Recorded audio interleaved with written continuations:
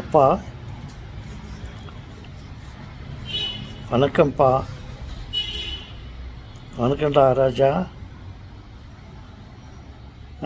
உடன்பிறப்புகளே, உங்களுக்கும் என்னுடைய வணக்கங்கள். வணக்கம் என் உடன்பிறப்பே.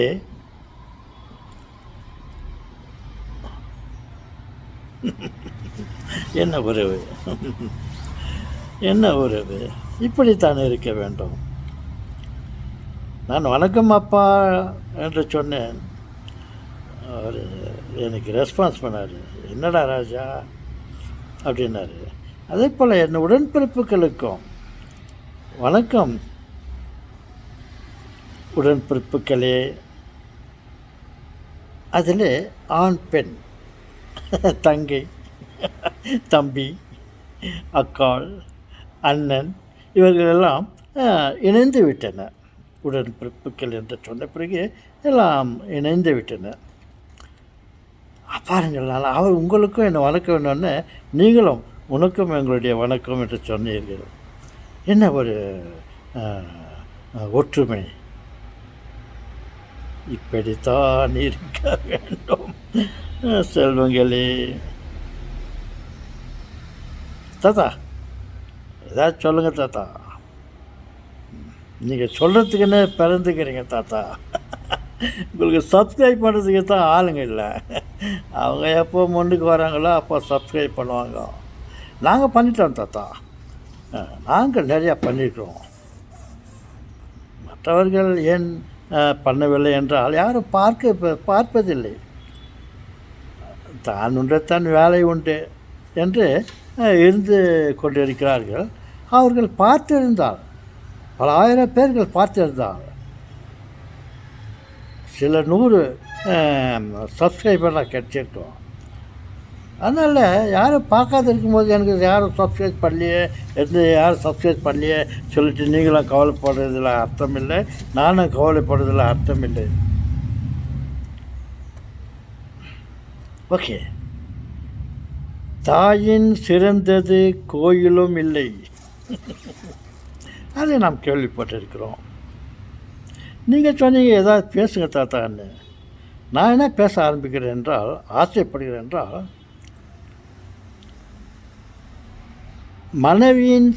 மனைவியை விட சிறந்தவர்கள் தாயும் இல்லை. எஸ், மனைவி, தன் மனைவி கடவுளால் கொடுக்கப்பட்ட சொத்து, அதை நாம் பாதுகாக்க வேண்டும். நான் பல இடங்களிலே பார்த்துக்கிறேன், பல உரையாடல் இடங்களை பார்த்துக்கிறேன். ஏன் பட்டிமன்றங்களிலும் பார்த்திருக்கிறேன். இல்லை, தனிப்பட்ட முறையில் சிலரோடு, ஏன் பலரோடு பேசும்போதும் நான் கவனித்திருக்கிறேன். அவர்களுக்கு ஒரு விளையாட்டாக, ஒரு பொழுதுபோக்காக, ஒரு சிரிப்பை எதிர்பார்த்து கொண்டு தன் மனைவியை கேவலமாக பேசுகிறார்கள். அவரிடம் உள்ள குறைபாடுகளை வெளிப்படுத்தி நம்மை சிரிக்கும்படி ஏளனம் செய்கிறார்கள். மனைவி தன் தாயை விட சிறந்தவள், கடைசி வரையில் நம்மை காத்து கொண்டு இருப்பவள்,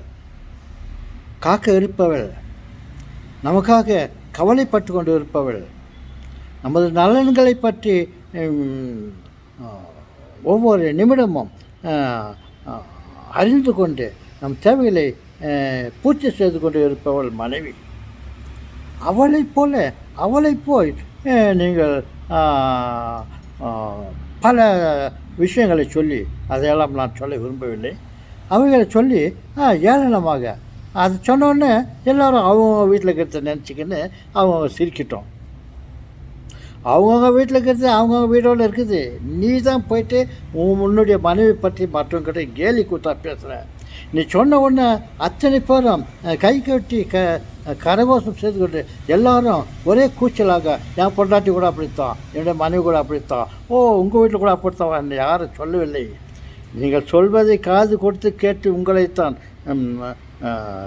தரக்குறைவாக நினைத்து கொண்டு சிரிக்கிறார்கள். என் செல்வங்களே, என் உடன்பிறப்பு நண்பர்களே, மனிதர்களே, ஆண் மக்களே, மனைவியை பாதுகாத்து கொள்ளுங்கள். மனைவியை பற்றி ஏளனமாக யாராவது பேசினால் விட்டு கொடுக்காதீர்கள். அப்படி இருக்கும்போது நீங்களே உன்னுடைய மனைவி பற்றி நம்முடைய மனைவி பற்றி நாம் ஏளனமாக பேசுவது அவருடைய நெஞ்சு எவ்வளவு பாதிக்கும் தெரியுமா? அவர்கள் திருப்பி பேசாமல் இருக்கிறார்கள். நீ கூட்டத்தில் பொதுக்கூட்டத்தில் அவர்களை பற்றி இப்படியெல்லாம் பேசினால் எதிர்வழி இல்லை. அவர்கள் வீட்டில் எங்கே இருக்கிறார்களோ, ஆனால் ஊருக்கே உலகத்துக்கே ஏன் வீடியோவில் பட்டிமன்றத்தில் சொன்னாக்கா அது உலக மக்கள் அனைவருக்கும் நீங்கள் உங்கள் மனைவியை பற்றி கேவலப்படுத்தி கொண்டிருக்கிறீர்கள். உங்களுக்கு சிறிதளவும் உங்களுக்கு நான் இந்த இதை நான் மெயின்டைன் பண்ணுறதுனால நான் தகாத வார்த்தைகளை பேச விரும்பவில்லை. தயவுசெய்து உன் மனைவியை கோயிலாக வைத்து கொள்ளுங்கள். உன்னுடைய மனைவியை ஒரு தெய்வமாக பாதுகாத்து கொள்ளுங்கள். இதைவிட நான் அதிகமாக சொல்ல விரும்பவில்லை.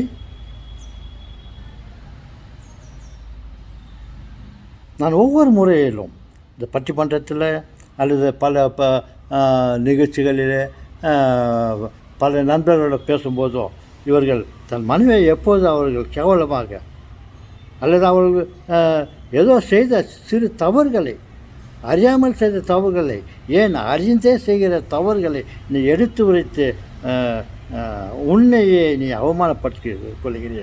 ஓ உன்னுடைய மனைவி பேர்பட்டவர்களா? என்னுடைய மனைவி அப்படி இல்லைப்பா, அப்படி இருந்தாலும் நான் வெளியே சொல்ல மாட்டேன்ப்பா அப்படின்னு நினைத்து கொண்டிருப்பார்கள். தயவுசெய்து தன் மனைவிக்கு தேவையான மரியாதையை, பாதுகாப்பை கொடுங்கள். எப்போ நீயே உன்னுடைய மனைவி பற்றி, எப்போ நாம் நமது மனைவி பற்றி கேவலமாக பேசுகிறார்களோ, ஊரில் உள்ளவர்கள், தெருவில் போகிறவர்களுக்கு ரொம்ப சந்தோஷம். அவர்களும் வந்து பேசுவார்கள், என்னப்பா எப்படி இருக்கிறாங்க வீட்டில், திரும்ப அதே கலர் தானே, அப்படி தான் பேசியிருக்காங்களா என்று கேட்டால் உனக்கு அவமானமாக இல்லையா? அந்த அவமானத்தை நீங்கள் பெற்றுக்கொள்ளாதீர்கள். அந்த அவமானத்தை பெற நீங்கள் வாய்ப்பு கொடுக்காதீர்கள். நான் மிகவும் கவலைப்பட்டு கொண்டு பேசுவதால் அந்த ஆவேசமாக பேசுகிறேன். பெண்கள் ஒரு தெய்வம்.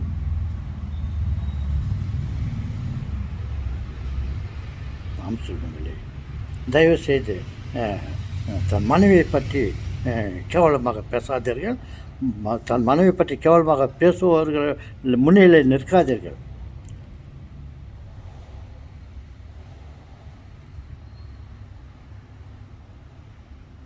எனக்கு வணக்கம் சொல்வதற்கு கூட எனக்கு விருப்பமில்லை. நான் அதற்காக என் மனதை கடினப்பட்டுக் கொள்ள விருப்பமில்லை. எல்லோருக்கும் வணக்கம் கூறி இந்த உரையை முடித்துக் கொள்கிறேன்.